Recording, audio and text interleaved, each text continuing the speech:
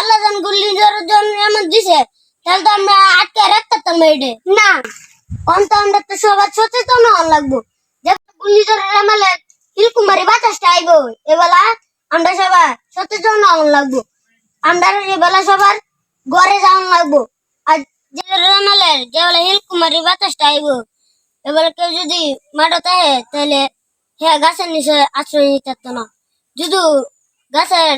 ডাল যদি পরে ভাঙে তাইলে মারা যাইব এর লাগে আর কুলা মাঠা আশ্রয় নেওয়া লাগবো তাহলে গাছের ডাল মাইল পড়তো না মাথার মাঝে তো আমরা খালি সচেতন হইলে তো চলতো না সবাই সচেতন করানো লাগবো ওখানে আই যাই আমরা সচেতন করি সবাই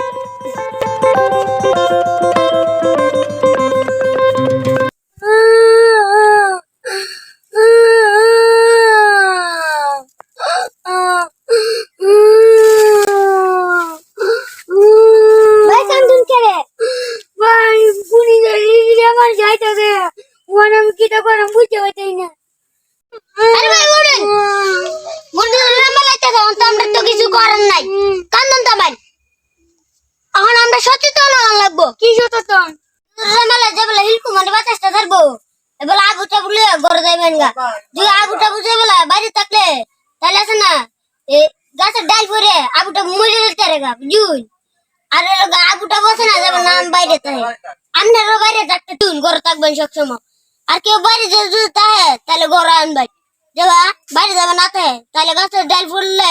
মরে যেতে রেগা বুঝুন সুন্দর একটা বুদ্ধি আমনে আর আমি তো সচেতন হইলে তো চলতো না আরো মানুষের সচেতন হওয়া লাগবো আর যাই না আমনে গিয়ে সচেতন করেন আরো মানুষে আমরা যাই আমরা মানুষকে